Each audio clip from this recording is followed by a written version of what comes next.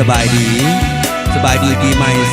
2020วันนี้จะออกกำลังกายด้วยการฝึกห้องเพลงนี้มีชื่อว่าวอนน้องกับคืนถ้าเป็นอะไรก็ต้องขอโทษขออภัยโดยต่างเป็นการทักทายสบายดีกันในช่วงนี้ขอให้ราบรื่นราบรื่นเด้อเบอร์สุดคน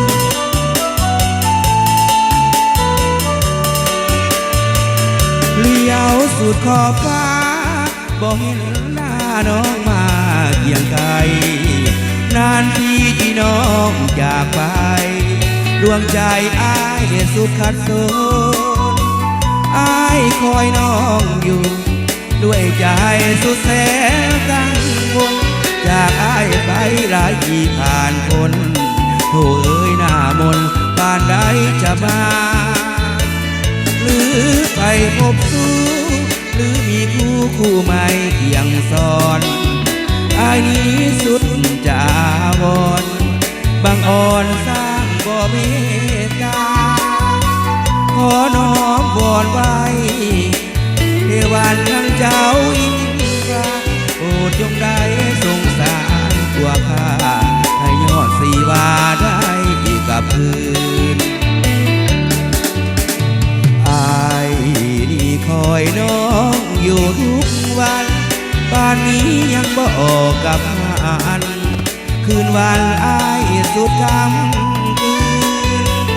แสนเวทนาลูกน้อยมองแอวกัดคืนยามเข้านอนลูกน้องสะอื้นน้องยังบ่คืนสร้างใจดำรีบมาเถิดน้องอ้ายของเป็นครั้งสุดท้าย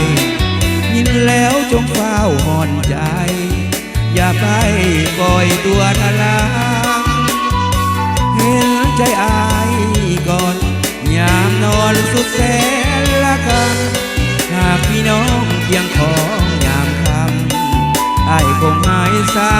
ำปกโตรถ้าปีใหม่ปีนี้ทุกลาภยศสรรเสริญจงเกิดมีแก่ทุกท่านตลอดพุทธาราธิการยิ่งยืนนานผู้บ่เคยหังเคยมีก็ให้โชคดีหังมีเป็นเศรษฐีสำหรับคนทุกคนจนก็ให้ลาบรวยเช่นเดียวกันเนาะสำหรับคนที่บ่เคยถึงเลขติดหวยก็จงถือเสถิดไว้ทุกอย่างที่ท่านต้องการสำเร็จดังสิ่งมักสิ่งปรารถนาด้วยเด้อขอขอบใจหลายๆอ้าย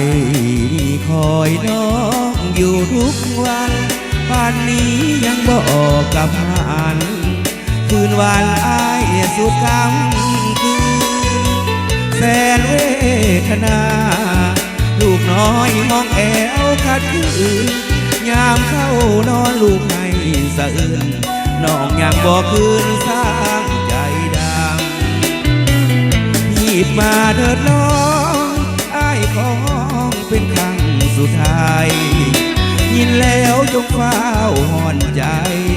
อย่าได้ปล่อยตัวทะลาง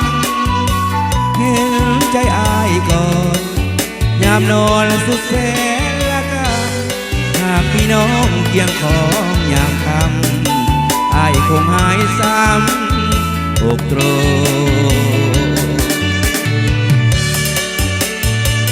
บ่มีสิ่งใดซึ่งเขาจะได้มาโดยง่ายดายอนาคตซึ่งยังมาบ่เห็นนั้นเขาประจงมั่นใจว่าจะเริ่มจากปัจจุบันนี้เป็นต้นไป